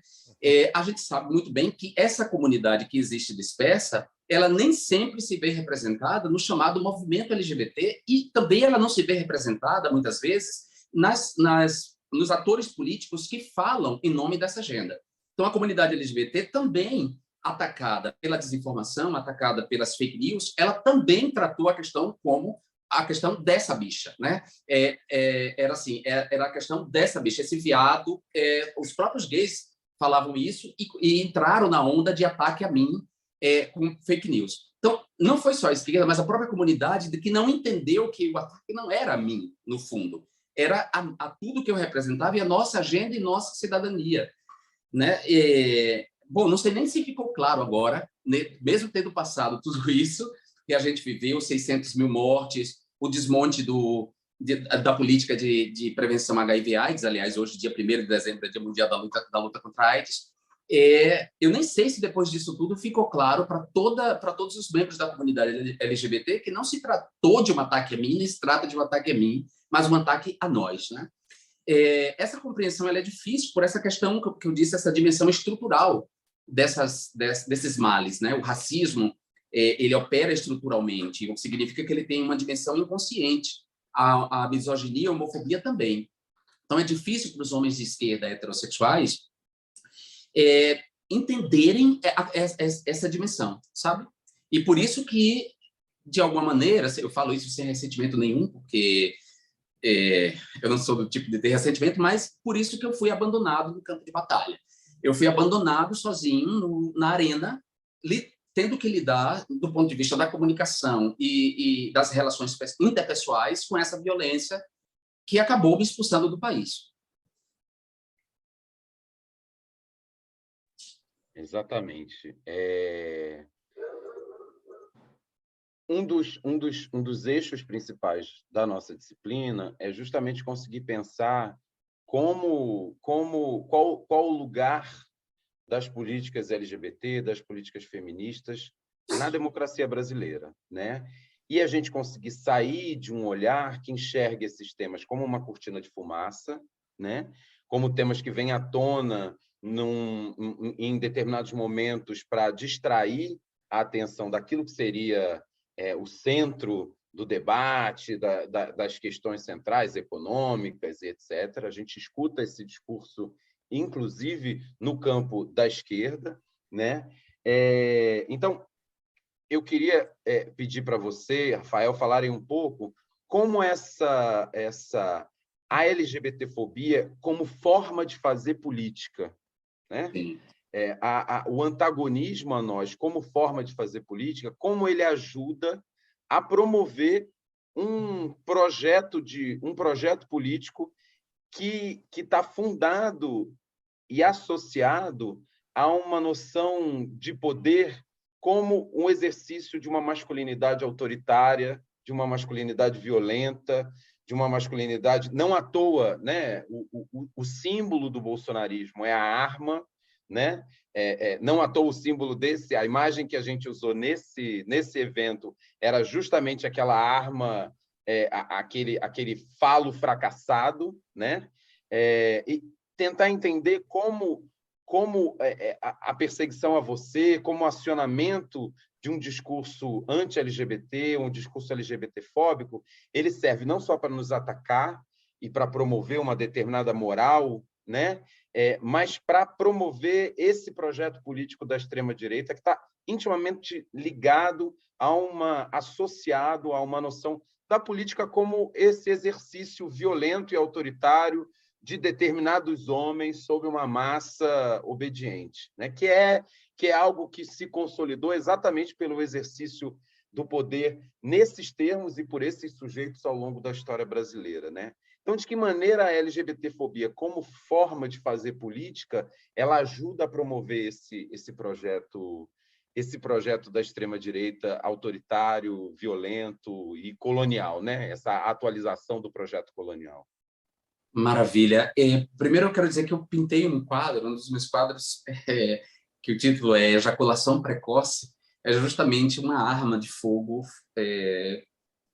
murcha depois do gozo precoce com tiros. Não sei se você chegou a ver esse trabalho. Quando eu vi a reprodução do cartaz, eu falei, uau, é um pouco dessa ideia.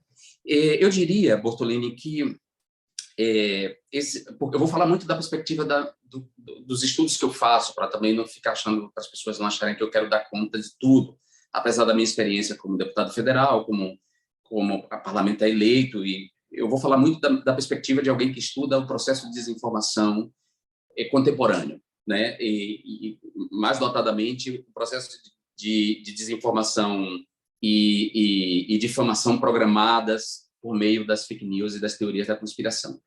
Eu diria que primeiro, a gente tem que partir de uma certeza, a certeza de que a homofobia ou a homo-lesbo-transfobia, como prima irmã do machismo e do heterossexismo, ou seja, não há heterossexismo, misoginia e machismo sem a homofobia. Tudo isso anda junto, né? Então, a homofobia ela é uma unanimidade. De todos os grupos odiados, nós somos o grupo mais odiado.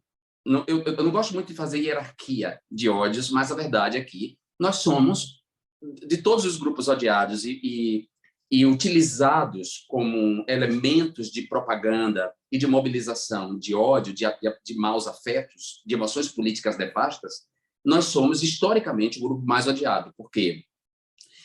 As três religiões monoteístas, as três religiões do livro, as três grandes principais religiões do mundo, o judaísmo, o cristianismo e o islamismo, as três têm relatos, os seus relatos de fundação, os seus fundamentos são homofóbicos, ou seja, a homofobia é buscada, é fundamentada nesses próprios relatos, nessa própria mitologia. Então, isso faz com que nós sejamos odiados claro, não estou dizendo que todas as pessoas dessas religiões nos odeiam. O que eu quero dizer é que essas religiões têm nos seus fundamentos uma proibição, um tabu, ou o tratamento como pecado da maneira como nós fazemos sexo e como amamos. Claro que dentro dessas religiões há pessoas que exercem essa fé distantes da homofobia. Claro, há católicos que não são homofóbicos, há muçulmanos que não são homofóbicos, mas de uma maneira geral, mesmo essas pessoas que não são homofóbicas, por professarem essas religiões, por tomarem esses relatos como relatos de verdade, como dogmas, mesmo essas pessoas, ainda que elas não tratem mal os homossexuais, ainda que elas não expressem a homofobia na sua forma violenta, digamos assim, elas concordam tacitamente que somos errados. Então, a homofobia é uma grande unanimidade. De outra maneira, ela é uma grande unanimidade. E por ser uma grande unanimidade, ubíqua, ela está na classe A, então tem pessoas com um nível elevadíssimo de instrução que são homofóbicas, que internaram filhos em clínicas psiquiátricas, né, de reabilitação, gays que morreram em manicômios, internados nos anos 40, nos anos 50, por famílias ricas. Outras famílias esconderam seus filhos em casa, em quartos do fundo. Aliás, eu indico um livro maravilhoso do Lúcio Cardoso chamado A Crônica da Casa Assassinada, para que as pessoas conheçam um personagem que ele construiu nesse sentido.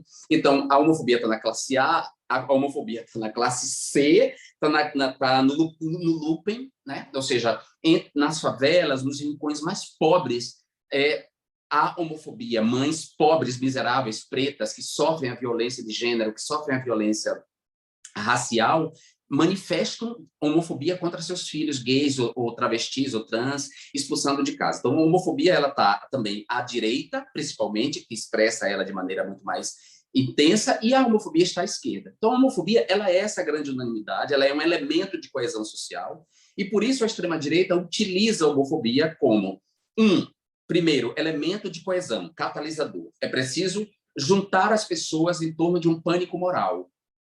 Perfeito. Então, vamos aí associar a homossexualidade à pedofilia e criar um pânico moral em torno da homossexualidade e colocar todas as pessoas acreditando ou tensas com essa ideia de que a homossexualidade é uma sexualidade agressiva que desconhece regra e que, portanto, ataca as crianças. Então, ela é um elemento de coesão social, é uma cortina de fumaça, como você falou, ou seja, esses temas dos costumes e dos comportamentos chamam muito mais a atenção das pessoas do que os temas da economia, né?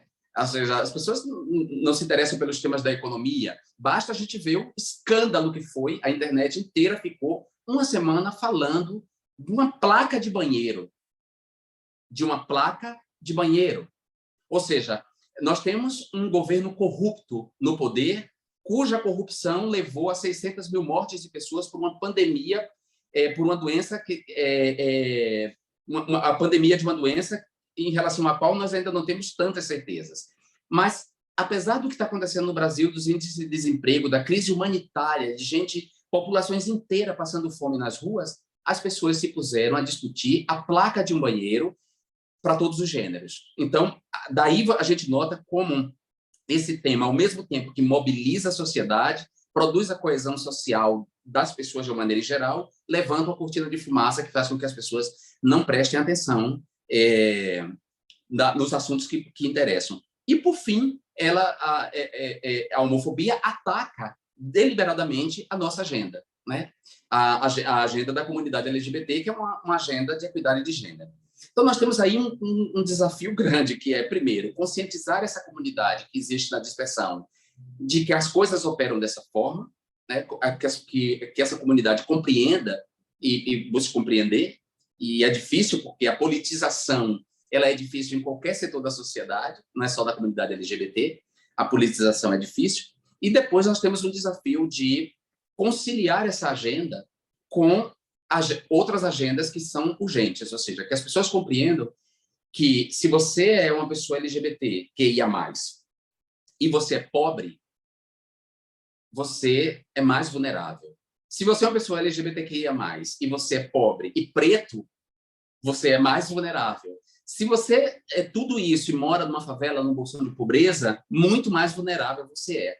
Então, a luta por essa agenda, ela não pode vir, esse é o grande desafio do século XXI, e eu, de fato, não sei se você tem notado isso, mas eu mesmo, já no mandato, fazia isso, e depois que eu deixei o mandato, e aqui fora, como intelectual público, eu tenho feito um discurso público em que essa interseccionalidade ela está muito mais acentuada do que antes, porque eu não acredito mesmo em lutas separadas mais, né? Em agendas separadas. E também, e aí, junto desse desafio de levar as pessoas a entenderem a interseccionalidade, está o desafio também da gente fazer uma autocrítica, né, dentro das nossas próprias comunidades, atacadas também pela desinformação, aprisionadas em bolhas pelas as plataformas de comunicação, pelas mídias sociais, e, portanto, numa lógica de seita semelhante à da extrema-direita.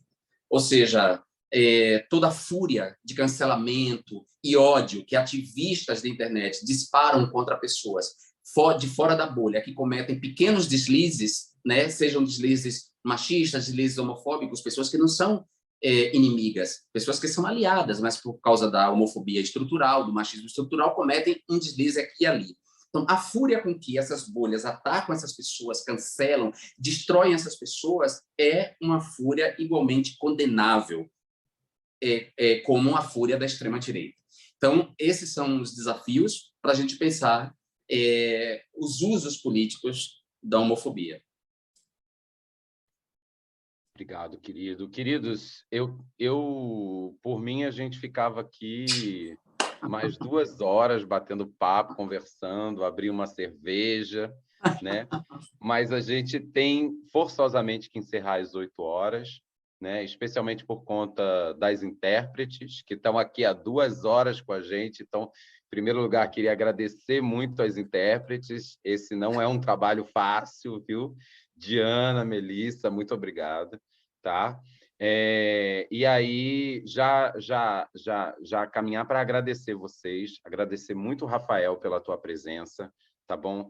Eu acho muito importante, o primeiro texto que eu li de Rafael foi meu advisor, orientador no doutorado sanduíche, quando eu estava lá na CUNY, né? O primeiro texto de Rafael que eu li foi justamente um texto, um apanhado histórico sobre as políticas sexuais e de gênero na América Latina, e eu acho fundamental para a gente que está aqui nessa disciplina ou fora dela, estudando os embates que estão acontecendo hoje, né? Compreender esse processo histórico, todo esse não só os embates que aconteceram há algumas décadas, mas inclusive o passivo mesmo de séculos de investimento do Estado brasileiro numa determinada regulação das relações de gênero e de sexualidade, na cura, na criminalização, na eliminação física mesmo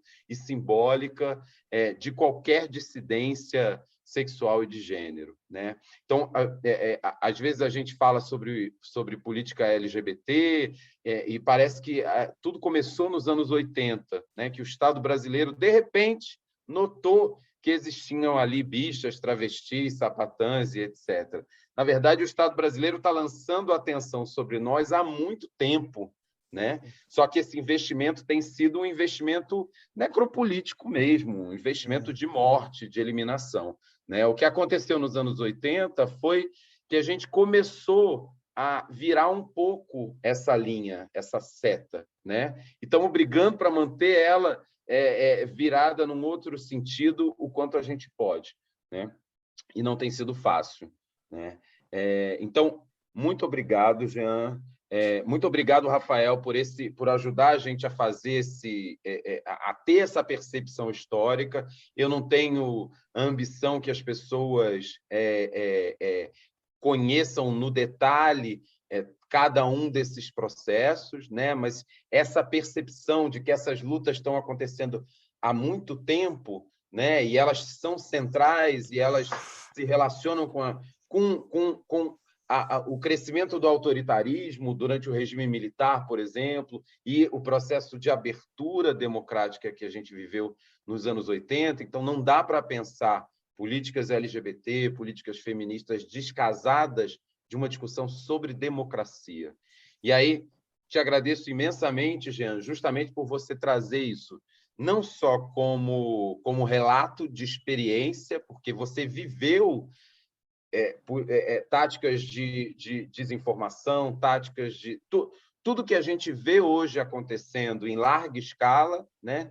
Você viveu isso antes, e se o campo progressista tivesse tido a capacidade de ouvir, talvez a gente já tivesse muito mais preparado quando esses instrumentos ganharam corpo ali em 2018, né? Então, te agradecer muito por você trazer não só o teu relato, mas também como pesquisador, como pessoa que está agora se dedicando a entender como é que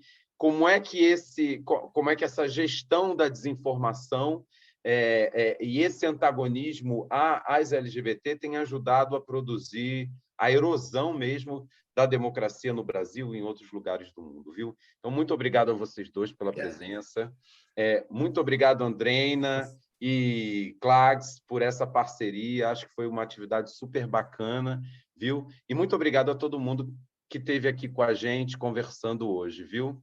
Valeu mesmo, gente. Maravilhoso, Alexandre. Um abraço enorme. Tchau. Tchau, Rafael. Obrigado. Tchau, Jean. Tchau, Rafael. Tchau, Tchau, Jean. Andreina. Beijo. Thank you, everybody. I feel like it was like the beginning of a yeah, like an introduction to a much longer conversation, right? Yeah, sure, for sure. We can think another events like that. Yes. Okay. Sounds good. Thank you very much. Hopefully not online. Oh yeah, I would love it. Okay. Yes. Lovely. See you. Okay. Thank you, everybody. Thank you, everybody from Clackles. Tchau, tchau. Tchau, Beijo. Rafael. Tchau, Laura. Abraço. Sempre, obrigada. So, I think that's it. Yes. Thank you, Melissa and Diana. Are you still there? I don't know if they're still there. Não sei, acho que não. I think we're close. Okay? Yes. Obrigado, Melissa. Thank you, Kathy. Thank you all. All right, I'm ending this. Bye. Bye-bye. Bye.